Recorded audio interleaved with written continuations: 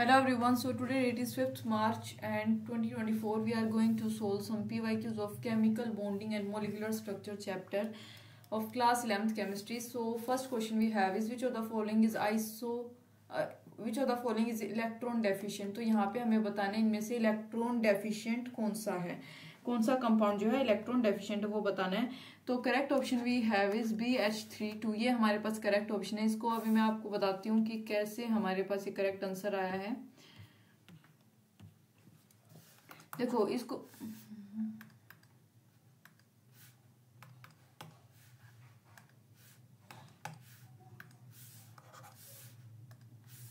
इसमें ये क्या हो रहा है, इसको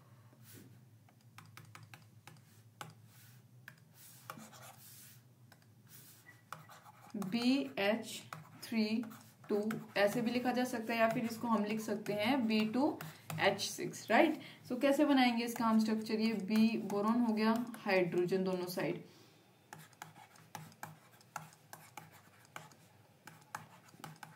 एक दो तीन चार पाँच छह हाइड्रोजन, दो हमारे पास क्या हो गए बोरोन। ऐसे बनाया जा सकता है।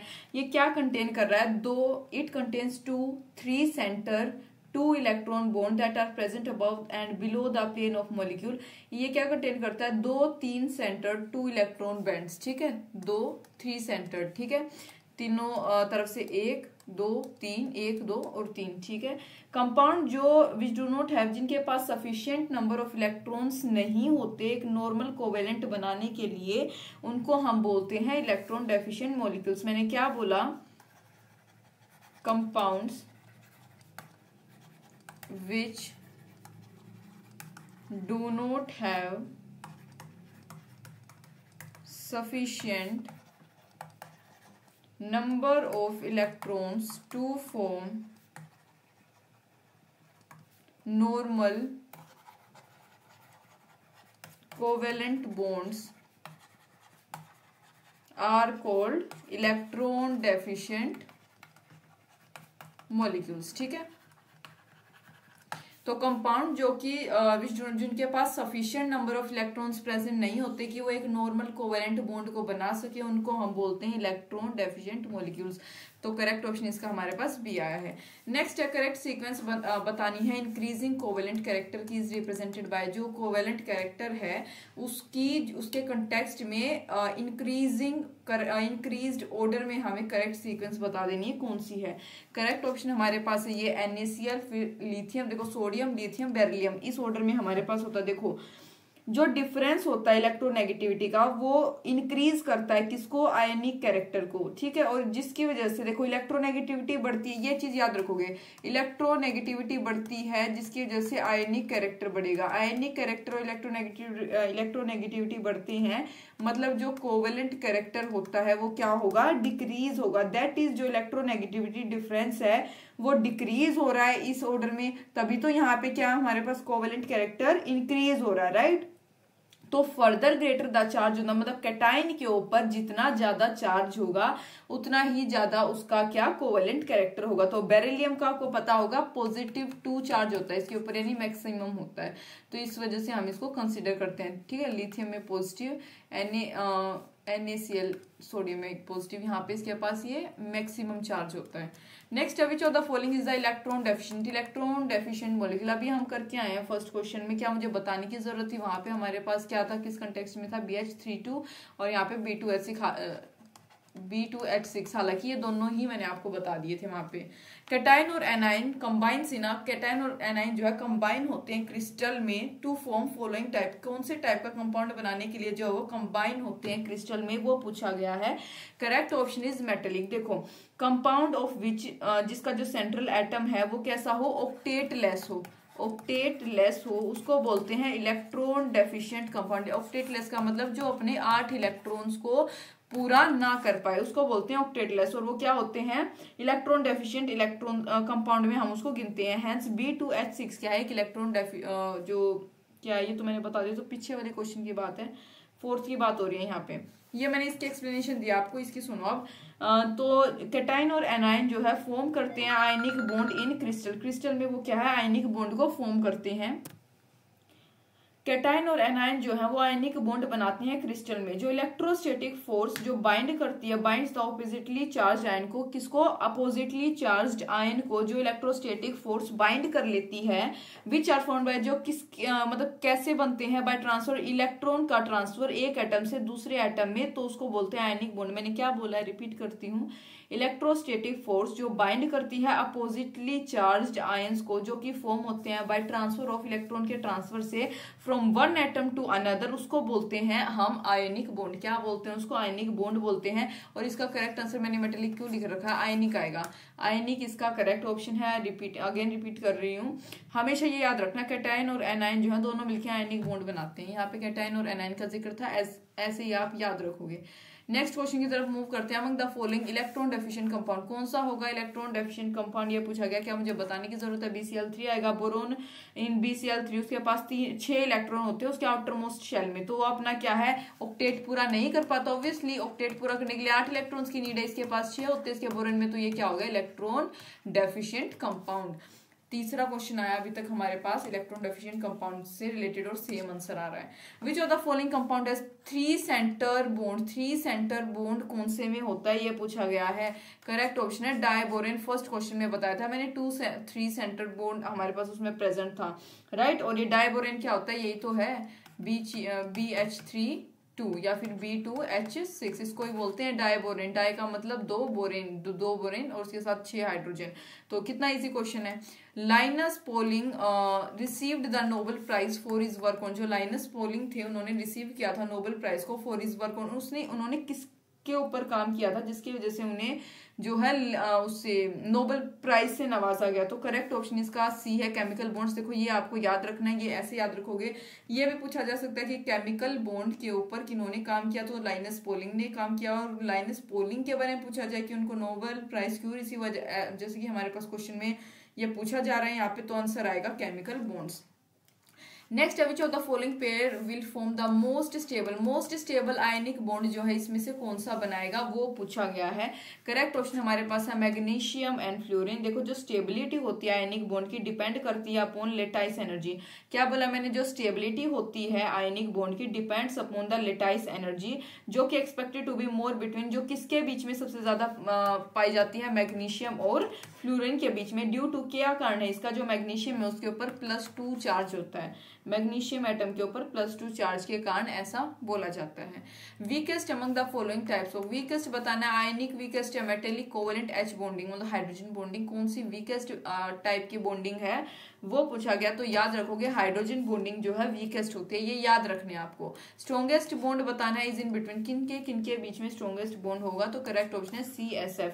देखो फजान्स रूल के अनुसार, फजान्स रूल क्या होता है अब आप ये सोचोगे, मैं बताती हूँ। जो आयनिक कैरेक्टर होता है वो इंक्रीज होता है विद इंक्रीजिंग, जैसे जैसे साइज इंक्रीज होगा उसका जो आयनिक कैरेक्टर है वो भी इंक्रीज होगा, ठीक है, किसका? कैटायन का। और जो एनायन का साइज, देखो कैटायन का तो बढ़ रहा है लेकिन एनायन का साइज जो है वो क्या होगा? डिक्रीज होगा, वो घटता है। 10 जो CSF है उसके पास हायर आयनिक कैरेक्टर होता है अगर हम उसको NaCl से कंपेयर करें तो, हेंस जो बॉन्ड स्ट्रेंथ होगी वो CSF की स्ट्रोंगर होगी as compare to NaCl। Next question की तरफ मूव करते हैं। अमंग द फॉलोइंग, इनमें से which compound will show the highest lattice energy, इसमें से कौन सा शो करेगा, वो पूछा गया है। करेक्ट ऑप्शन हमारे पास है NaF। देखो for compound containing ions of same charge, वो कंपाउंड जो कंटेन करते हैं सेम चार्ज के आयन, लेटाइस एनर्जी जो है वो इंक्रीज होती रहती है जैसे जैसे आयन का जो है साइज डिक्रीज होगा। आयन का साइज डिक्रीज होगा तो लेटाइस एनर्जी बढ़ेगी। ये कुछ ऐसी चीजें हैं ये आपको याद रखनी पड़ेंगी, ठीक है। मतलब जैसे कि आयनिक कैरेक्टर बढ़ रहा है तो लेटाइस एनर्जी पे क्या इफेक्ट है, जैसे यहाँ पे बढ़ रहा है। उसके बाद जैसे हमने पीछे ऐसे कई सारे रिलेशन अभी देखे हैं, हम करके आए हैं, तो ये चीजें जैसे इलेक्ट्रोनेगेटिविटी बढ़ेगी तो कैरेक्टर इंक्रीज होगा, डिक्रीज, ये सारी चीजें आपको याद होनी चाहिए। तो for compound containing ion of same size, जो लेटाइन एनर्जी है, लेटाइस एनर्जी वो इंक्रीज होती रहती है जैसे जैसे साइज जो है आयन का वो डिक्रीज होगा।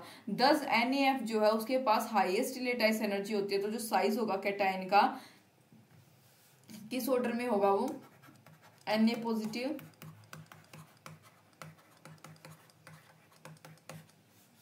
Na यानी कि among the following which compound will show the highest lattice energy किसमें है, Na+, यानी कि सोडियम के पास। और आयनिक कैरेक्टर के केस में जो है ये उल्टा, मतलब साइज ऑफ कैटायन के केस में बात करें तो ये हमारे पास लोअर में चली जाएगी, क्योंकि लेटाइस एनर्जी जिसकी ज्यादा, आयनिक साइज उसका उतना कम। नेक्स्ट है among lithium chloride, beryllium chloride, boron chloride और कैल्शियम कार्बन क्लोराइड CCl4। तो कौन सा the covalent bond character follows as the order, तो इनका बताना है जो कोवेलेंट बॉन्ड कैरेक्टर होगा किस सीक्वेंस में होगा, ये पूछा गया है। करेक्ट ऑप्शन हमारे पास इसका थर्ड आएगा। देखो जैसे जैसे हम पीरियड में लिथियम मतलब ऐसे बढ़ते रहते हैं आगे, तो लिथियम 2, बेरिलियम 2, बोरोन 2, कार्बन, ऐसे जब हम मूव करते हैं पीरियड अपनी पीरियड टेबल में, तो जो इलेक्ट्रोनेगेटिविटी होती है वो बढ़ती है। ठीक है, इलेक्ट्रोनेगेटिविटी बढ़ती है। हैंस जो En यानी इलेक्ट्रोनेगेटिव डिफरेंस होगा एलिमेंट और क्लोरीन के बीच में, वो क्या होगा, कम हो जाएगा, डिक्रीज हो जाता है। तो अकॉर्डिंगली जो कोवेलेंट कैरेक्टर है वो क्या होगा, इंक्रीज होगा। दैट इज वाई लिथियम, फिर बेरिलियम, फिर बोरोन और फिर ये हमारे पास देखो Cl, Cl2, Cl3, Cl4, ऐसे भी आप इस ऑर्डर में इसको याद रख सकते हो। Next, which of the following does not apply to metallic bond, पे इसमें से कौन सा अप्लाई नहीं होता, ये पूछा गया कि मेटेलिक बॉन्ड में ये चीज मतलब जो इस प्रकार का जो भी एक्टिविटी है वो नहीं होता। करेक्ट ऑप्शन है हाईली डायरेक्टेड बॉन्ड्स जो है प्रेजेंट नहीं होते मेटेलिक बॉन्ड में।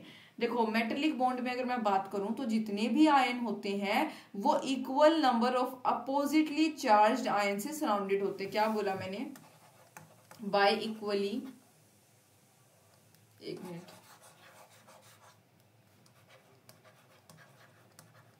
Bye equal number of oppositely charged ions. ठीक है, तो इस वजह से हैंस उनके पास इलेक्ट्रोस्टैटिक अट्रैक्शन होती है सभी साइड्स पे, और कोई भी डायरेक्शनल कैरेक्टरिस्टिक्स उसकी नहीं होती। दैट इज वाई जो मेटेलिक बॉन्ड में हाईली डायरेक्टेड बॉन्ड अब्सेंट होते हैं, यानी कि वो अप्लाई होते ही नहीं है। Next, which of the following structure is most preferred and hence of lowest energy for SO3। यहाँ पे पूछा गया कौन सा स्ट्रक्चर जो है वो मोस्ट प्रेफर्ड है और हैंस ऑफ लोएस्ट एनर्जी, और बिल्कुल लोएस्ट एनर्जी का है SO3 के लिए, ये यहाँ पे पूछा जा रहा है।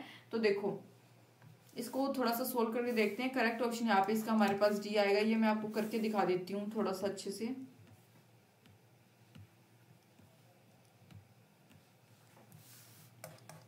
The lowest energy structure is the one with the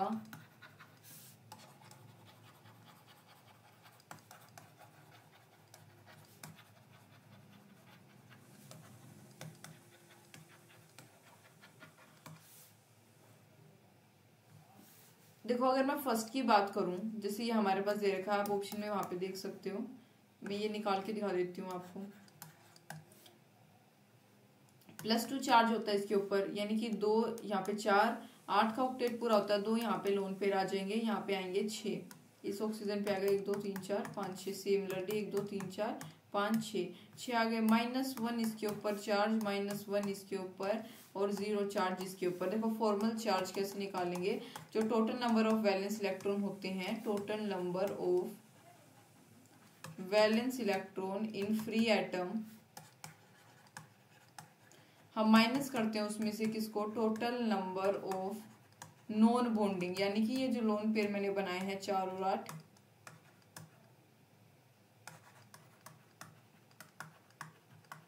यानी कि टोटल नंबर ऑफ इलेक्ट्रॉन यानी कि इलेक्ट्रॉन -1/2। फॉर्मल चार्ज अगर मैं यहाँ पे S पे बात करूँ तो इसका कितना होता है, 6 होता है, -0 -1/2 इंटू 8, यानी कि आ गया +2। ऐसे हमारे पास इसका +2 आ गया। सिमिलरली इन दोनों का भी -1 और उसका 0 होगा, तो ऐसे निकालते हैं। तो इस रिस्पेक्ट में करेक्ट ऑप्शन हमारे पास आ गया D। ठीक है, नेक्स्ट क्वेश्चन की तरफ मूव करते हैं अब। What is the dominant intermolecular force or bond that must be overcome in converting liquid CH3OH to a gas? What is the dominant intermolecular force बतानी है, या फिर वो बॉन्ड बताना है जो that must be overcome। In converting liquid, मतलब कि लिक्विड CH3OH को गैस में कन्वर्ट करने के लिए जिसकी रिक्वायरमेंट होती है। तो देखो करेक्ट ऑप्शन इसका डी है, hydrogen bonding. Intermolecular hydrogen bonding के कारण मिथेनॉल में ये एग्जिस्ट करती है एसोसिएटेड मॉलिक्यूल के तौर पे। मैंने क्या बोला है, due to intermolecular hydrogen bonding in methanol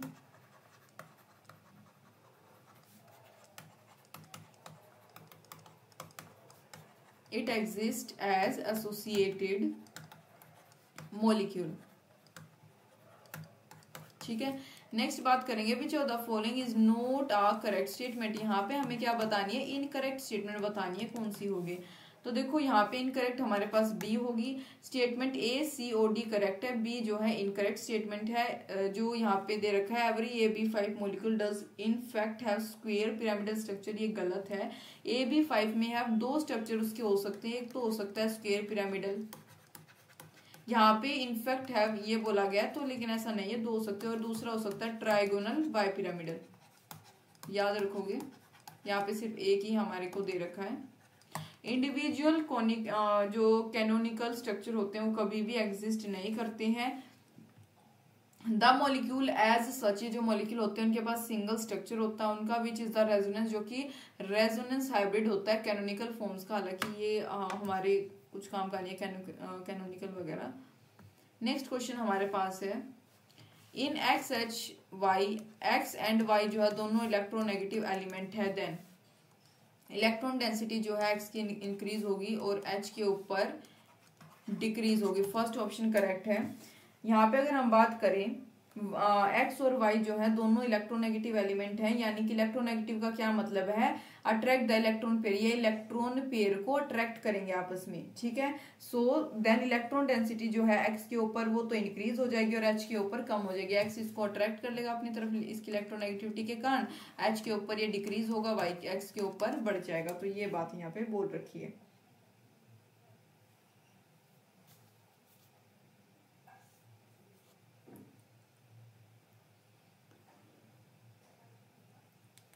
which one of the following molecule will form a linear polymeric structure, कौन सा इसमें से यहाँ पे लीनियर पॉलीमेरिक स्ट्रक्चर बनाएगा, due to hydrogen bonding, hydrogen bonding के कारण इसमें इन जो मॉलिक्यूल हमें दे रखे हैं कौन सा जो है लीनियर पॉलीमेरिक स्ट्रक्चर बनाएगा, ये पूछा गया है। करेक्ट ऑप्शन यहाँ पे हमारे पास डी है, HF।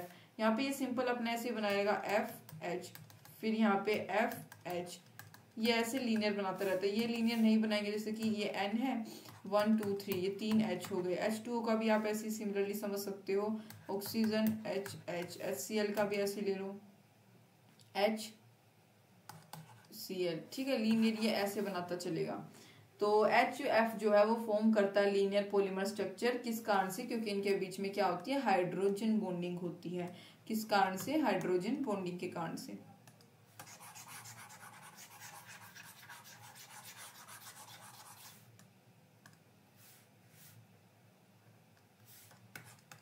नेक्स्ट क्वेश्चन है, इन PO4 नेगेटिव आयन जो फॉर्मल चार्ज होगा हर एक ऑक्सीजन एटम पे and PO bond order respectively यार, तो क्या होगा ये पूछा गया है। तो इसको सोल्व करके देखते हैं।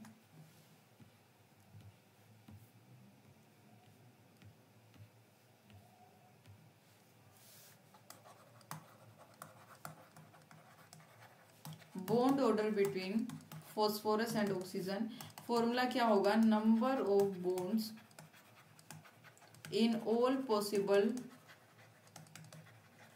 डायरेक्शन अपॉन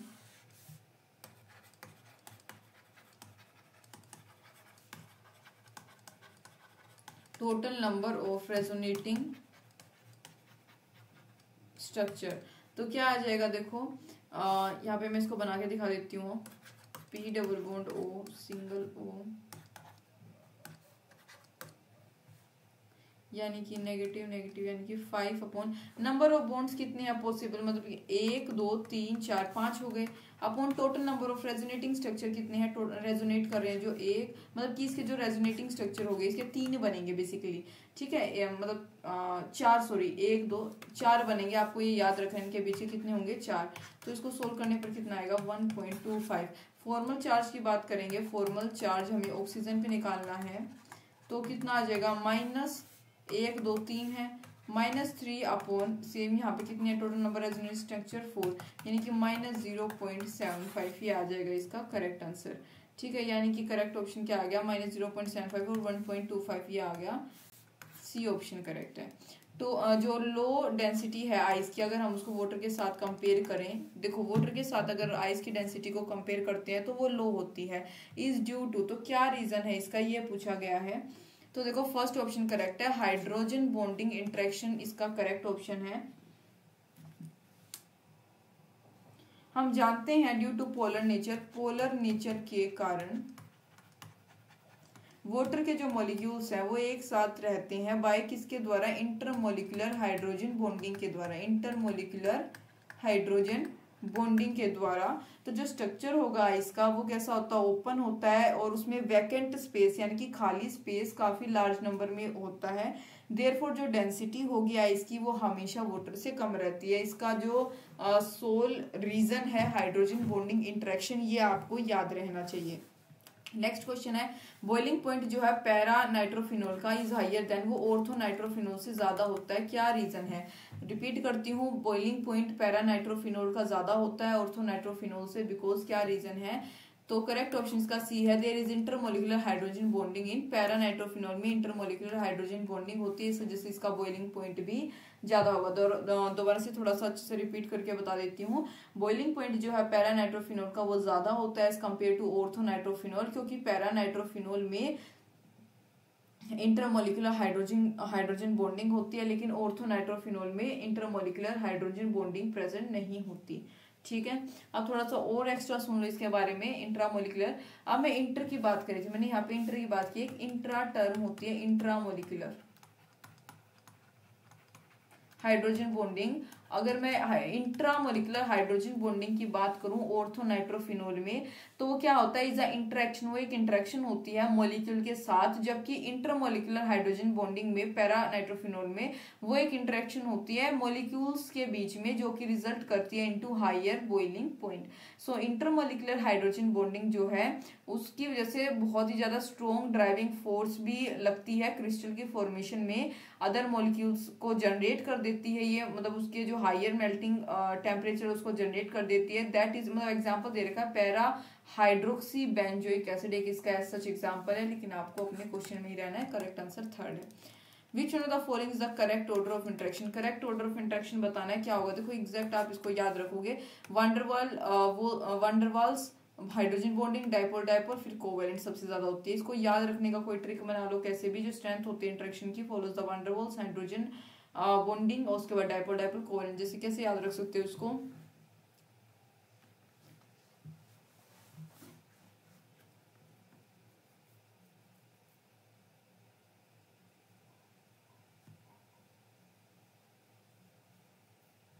ऐसे याद रख लो, देखो सबसे पहले वंडरवॉल्स, फिर हाइड्रोजन, फिर डाइपोल, फिर कोवेलेंट, VHDC, VHDC, VHDC याद रख लो, VHDC, VHDC। तो ऐसे नहीं लिख देते, मतलब कोई भी नाम लेके आगे DC, ठीक है, तो VHDC यानी डिस्ट्रिक्ट कमिश्नर, VHDC ऐसे याद रख सकते हो आप इसको। ठीक है, next we have strongest hydrogen bond is shown by, जो स्ट्रोंगेस्ट हाइड्रोजन बॉन्ड होता है वो किसके द्वारा शो होता है, ये पूछा गया है। करेक्ट ऑप्शन इसका थर्ड है, hydrogen fluoride. Hydrogen fluoride show करता है strongest hydrogen bonding due to high electro, क्या रीजन है इसका, इलेक्ट्रोनेगेटिविटी ऑफ जो फ्लोरीन है, ड्यू टू हाई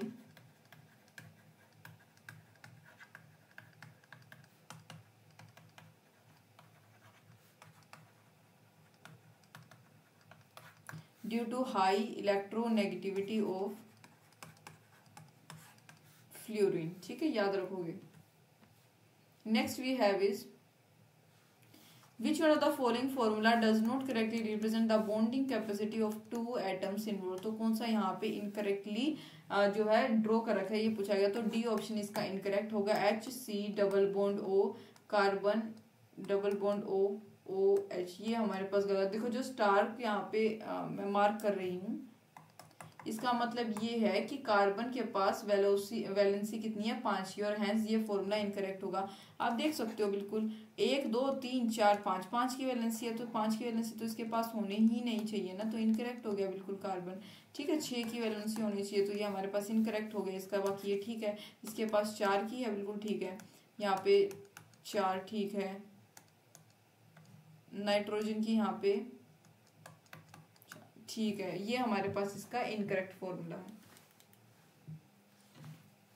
कौन सा इसमें से जो है शो करता है maximum hydrogen bonding, which one shows maximum hydrogen bonding. तो पूछा गया मैक्सिमम हाइड्रोजन बॉन्डिंग कौन शो करता है, HF, यानी कि जो F है वो ज्यादा इलेक्ट्रोनेगेटिव होता है। आपको पता होगा फ्लोराइड जो है मोस्ट इलेक्ट्रोनेगेटिव होता है, दस जो HF है वो शो करता है maximum strength of hydrogen bond, किसकी, हाइड्रोजन बॉन्ड की मैक्सिमम स्ट्रेंथ को। मैं आपको सलाह दूंगी कि कुछ क्वेश्चंस ऐसे हैं जो आप डायरेक्टली याद रख लो उनको। ठीक है, इसके बारे में थोड़ा सा एक्स्ट्रा बता देती हूँ। जैसे जैसे इलेक्ट्रोनेगेटिविटी में इंक्रीजमेंट होता रहता है, वैसे वैसे एटम का साइज डिक्रीज होता है, जिसकी वजह से जो हाइड्रोजन है वो कोवैलेंटली लिंक हो जाता है, और जो स्ट्रेंथ होती है हाइड्रोजन बॉन्ड की वो क्या हो जाती है, वो भी बढ़ जाती है। मैंने क्या बोला अभी, द इंक्रीज ऑफ, जैसे जैसे इलेक्ट्रोनेगेटिविटी बढ़ती है जो एटम का साइज है वो डिक्रीज होता है, to which hydrogen is covalently, जिससे कि जो हाइड्रोजन है वो कोवैलेंटली लिंक्ड होता है, और जो स्ट्रेंथ हाइड्रोजन बॉन्ड की वो अल्टीमेटली बढ़ जाती है, ये याद रखोगे। नेक्स्ट है which of the following set of molecules will have zero dipole moment. तो यहाँ पे पूछा है कौन सा सेट ऑफ मॉलिक्यूल के पास जो है जीरो डाइपोल मोमेंट होता है, मतलब कि बिल्कुल जीरो डाइपोल मोमेंट, ये पूछा गया है। तो करेक्ट ऑप्शन यहाँ पे हमारे पास इसका आएगा सी। देखो boron, trifluoride, beryllium difluoride, carbon dioxide 1,4 dichlorobenzene, ये आप इसको एज इट इज याद रखो। चारों के नाम याद रखोगे, इनमें जो डाइपोल मोमेंट है यानी जिसको हम म्यू से डिनोट करते हैं उसकी वैल्यू 0 होती है चारों के चारों में। ठीक है, आपस में इनकी बॉन्डिंग कट जाती है। तो कौन सा आ गया, boron trifluoride, beryllium difluoride, carbon dioxide 1,4 dichlorobenzene, याद रखनी है चारों आपको, इन चारों का डाइपोल मोमेंट 0 होता है।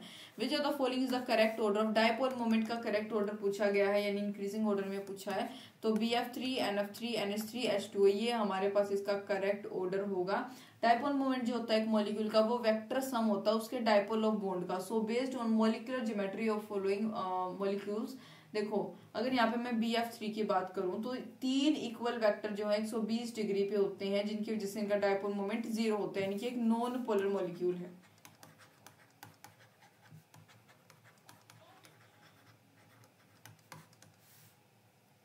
उसके बाद यहाँ पे NF3 की अगर मैं बात करूँ तो इसमें जो वेक्टर है वो सेम डायरेक्शन में अलाइन नहीं होते लोन पेयर के, सो इसका जो डाइपोल मोमेंट है वो कम होता है। उसके बाद अगर मैं नेक्स्ट NH इसकी बात करूँ, क्या है 2 3, ये NF3 है, ये NH3 की अगर मैं बात करूँ तो इसमें वेक्टर जो है सेम डायरेक्शन में अलाइंड होते हैं। और लास्ट H2O की बात करी जाए तो इसमें मैक्सिमम डाइपोल मोमेंट होता है।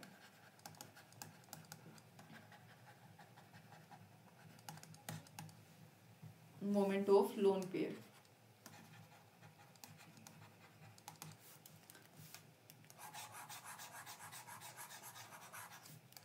नेक्स्ट है which of the following molecule has the maximum dipole moment, पूछा गया इनमें से कौन से के पास है।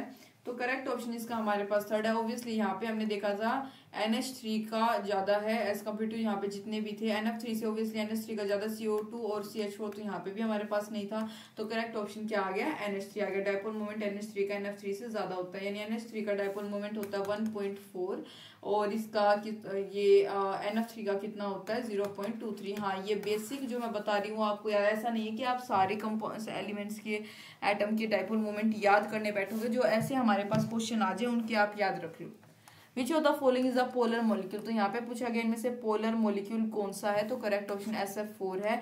SF4 के पास जो है 4 बॉन्ड पेयर होते हैं, 4 बॉन्ड पेयर्स होते हैं और 1 लोन पेयर होता है, किसका, इलेक्ट्रॉन्स का, and 1 lone pair of electrons. यानी कि इसमें क्या होती है sp3d हाइब्रिडाइजेशन होती है, जिसकी वजह से लीड्स टू इरेगुलर शेप होती है, यानी कि रिजल्टेंट म्यू जो है यानी dipole moment is not equal to 0। देखो जो अभी पोलर मॉलिक्यूल होगा उसका डाइपोल मोमेंट कभी भी 0 नहीं होता है, तो SF4 इसका करेक्ट आंसर है। नेक्स्ट क्वेश्चन है इलेक्ट्रोनेगेटिविटी डिफरेंस जो है between nitrogen and fluoride is greater than that between nitrogen and hydrogen, इनके कंपेरिजन में इनका ज्यादा इलेक्ट्रोनेगेटिविटी डिफरेंस, येट जो डाइपोल मोमेंट है NH3 का वो 1.5 है, वो ज़्यादा होता है NF3 के कंपैरिजन में। दिस इज बिकॉज, क्या रीज़न है इसका, तो NH3 में जो एटॉमिक डाइपोल होता है और जो बॉन्ड डाइपोल होते हैं वे सेम डायरेक्शन में होते हैं, जबकि NF3 में वो अपोजिट। बिल्कुल ठीक है, जब मैं इसको सोल्व करा रही थी आपको पीछे, तो मैंने ये चीज़ आपको वर्बली बोलकर अभी बताई थी। NH3 में जो एटॉमिक डाइपोल और बॉन्ड डाइपोल होते हैं वो सेम डायरेक्शन में होते हैं, जबकि NF3 में जो है वो अपोजिट डायरेक्शन में होते हैं। सो इन द फॉर्मर केस, तो यानी पहले वाले केस में यानी NH3 में जो दे आर एडेड अप, वो एड अप हो जाते हैं क्योंकि सेम डायरेक्शन में होंगे, जबकि दूसरे वाले केस में यानी NF3 वाले में वो रिड्यूस हो जाते हैं। ठीक है, मतलब उनके डाइपोल मोमेंट में रिडक्शन हो जाती है। तो it has been shown in the, मतलब अभी मैं आपको ये बना के दिखा देती हूँ।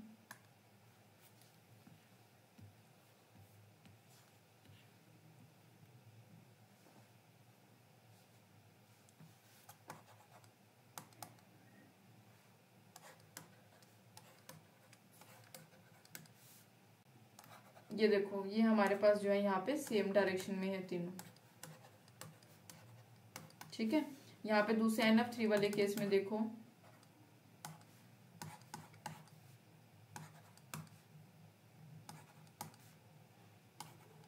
ये उस डायरेक्शन में, ये अपोजिट डायरेक्शन में, जिसकी वजह से results in reduction of dipole moment,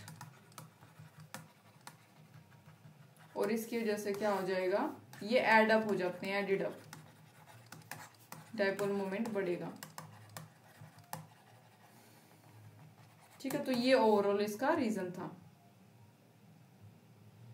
correct option इसका हमारे पास ए आ गया। नेक्स्ट क्वेश्चन है, which of the following would have permanent dipole moment. Permanent dipole moment पूछा गया, किसका होगा, तो SF4 का। अभी पीछे हम करके आए हैं ये SF4 वाला एक क्वेश्चन।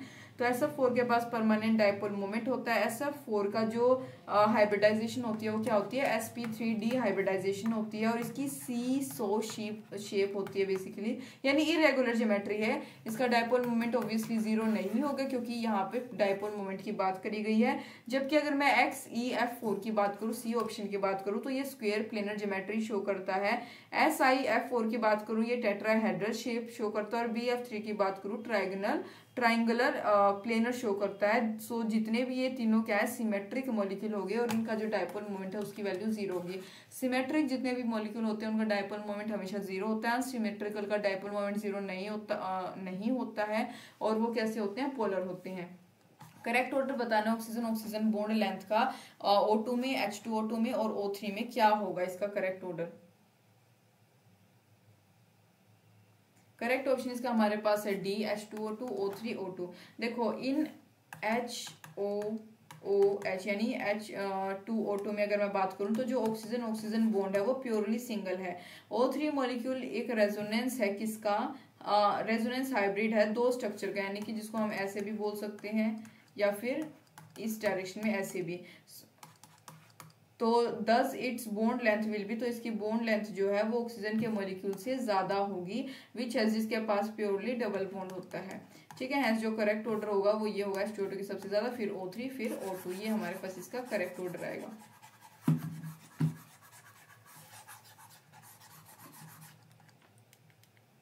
H2O जो है यानी वाटर एक डायपोलर होता है, जबकि BF2 जो है BeF2 वो नहीं होता। इट इज बिकॉज, क्या रीजन है, देखो वाटर डायपोलर है लेकिन BF2 डायपोलर नहीं है। इट इज बिकॉज, क्या रीजन है इसका, ये पूछा गया है। करेक्ट ऑप्शन D है, H2O जो है एंगुलर होता है और BF बिल्कुल ईजी है। तो देखो H2O, एक मिनट,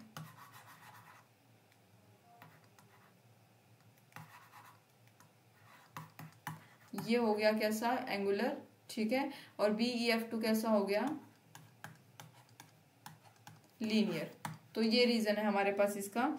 एक लीनियर सिमेट्रिकल मॉलिक्यूल में जैसे कि BeF2 जो होता है उसका बॉन्ड एंगल जो होता है तीनों एटम के बीच का वो 180 डिग्री होता है। जो पोलैरिटी होगी एक बॉन्ड की वजह से वो कैंसिल हो जाएगी इक्वल पोलैरिटी से due to other bond. So H2O क्या है, एंगुलर होगा। नेक्स्ट क्वेश्चन हमारे पास दे रखा है 34th, जो डायपोल मोमेंट है डायटोमिक मॉलिक्यूल AB का और CD का वो हमें दे रखा है। AB का 10.41 दे रखा है और डायपोल मोमेंट और इसका CD का 10.27 रिस्पेक्टिवली, जबकि वेयर वाइल देयर उनका जो बॉन्ड डिस्टेंस है वो 2.82 और 2.61 आर्मस्ट्रॉन्ग रिस्पेक्टिवली है।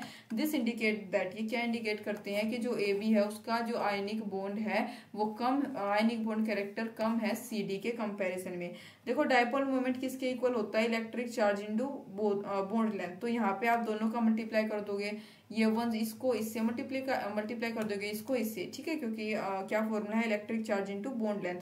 दोनों निकल जाएंगे हमारे पास, दोनों को जो है यानी हमारे पास निकल के आ जाएगा ये 13.53 AB का और 12.81 इसका CD वाले का, ठीक है। तो यहाँ पे जो हमारे पास ये है 10.41 अपॉन 13.53, इसको जब ऊपर वाले को हम लेंगे, सबसे पहले हम AB का निकालेंगे इनटू 100, ये आ जाएगा। उसके बाद इसका 2.82 अपॉन 12.81 सॉरी 10.27 आएगा, दूसरे का कितना था 10.27 था ना, तो 10.27 इंटू 100 करेंगे, आ जाएगा 80.23। यानी कि इस कंटेक्स्ट में हमें क्या पता चलता है, उसका 76.94 आया AB का और CD का 80.23, यानी कि AB का जो आयनिक बॉन्ड कैरेक्टर है वो कम है एज कंपेयर टू CD, ठीक है। तो ये हमारे पास इसका करेक्ट आंसर आया है, इसको सोल्व करके, काफी इजी था।